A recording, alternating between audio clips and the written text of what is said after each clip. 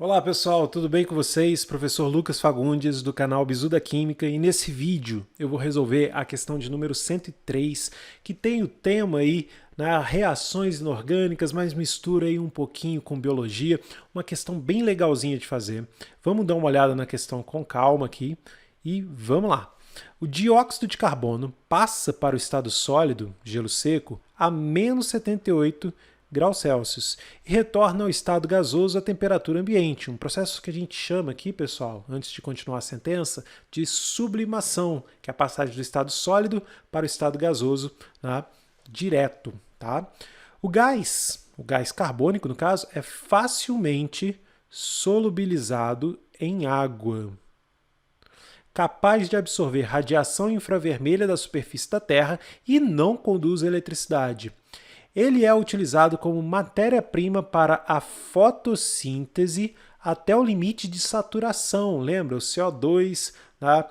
O CO2 mais a água vai formar C6H12O6 mais oxigênio, claro, com auxílio da luz solar e todo o processo fotossintético.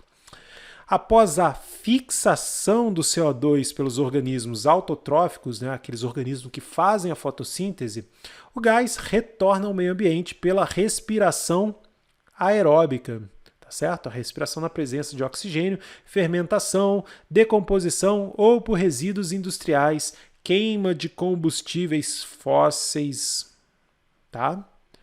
E queimadas, beleza.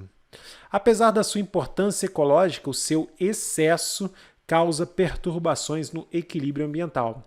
Considerando as propriedades descritas, o aumento atmosférico desta substância afetará os organismos aquáticos em razão da letra A, redução do potencial hidrogênio-iônico da água. Letra B, restrição da aerobiose pelo excesso de poluentes. Letra C, diminuição da emissão de oxigênio pelos organismos autótrofos. Letra D, limitação de transferência de energia entre os seres vivos. E letra E, retração dos oceanos pelo congelamento do gás nos polos. Olha, uma coisa você já pode aqui, né, supor que está estranha. Retração dos oceanos pelo congelamento do gás nos polos. Poxa, congelar o gás nos polos, isso aqui está muito esquisito. Essa alternativa, ela certamente está errada. Mas olha que coisa legal. É uma questão de química onde as alternativas elas envolvem conceitos da biologia. Restrição da aerobiose seria restrição da respiração, tá, na presença de oxigênio, tá certo? Né, pelo excesso de poluentes. O CO2, a princípio, não causaria isso. Ele vai causar outro tipo de fenômeno, tá? Diminuição da emissão de oxigênio pelos autótrofos. Isso aqui não faz sentido, porque o CO2 é matéria-prima para a fotossíntese. Então, a fotossíntese ela tem como produto oxigênio e glicose. Então, não faz sentido pensar em diminuição da emissão de oxigênio. Limitação de transferência de energia entre os seres vivos, né? Seria uma limitação da transferência da cadeia alimentar, né? Entre as espécies. Também não faria sentido pensar que um aumento do CO2 limitasse isso, sendo que em um primeiro momento ele pode até, sei lá, aumentar a produção, né, de glicose por esses organismos autotróficos.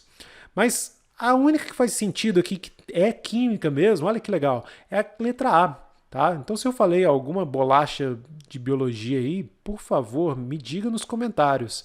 Tá? A letra A ela vai fazer o seguinte, fala que há uma redução do potencial hidrogênio iônico da água.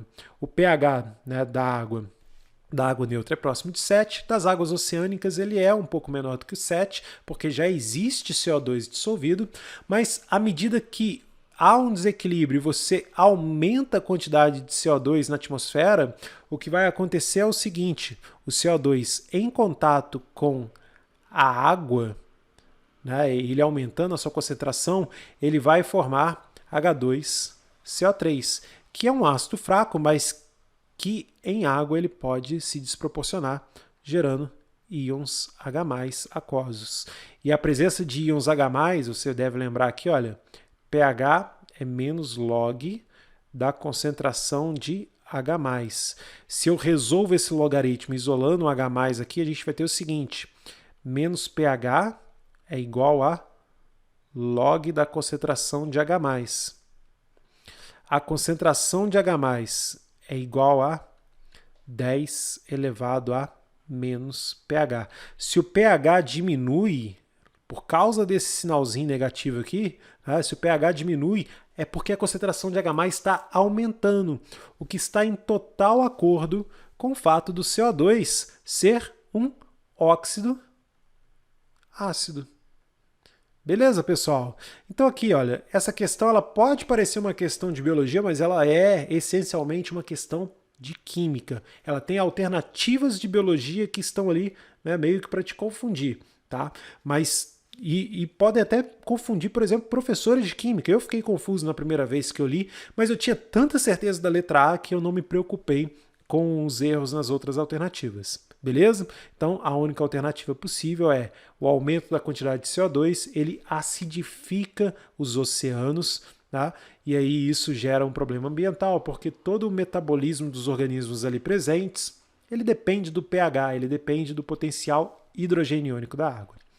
Beleza? Gostou dessa resolução? Poxa, então já sabe, deixa o joinha nesse vídeo, siga a gente lá no Instagram, tá certo? E, por favor, se inscreva no canal, tá? Clica aí no botão de se inscrever, já clicou? Beleza? Tranquilo, pessoal? Um grande abraço para todos vocês, valeu!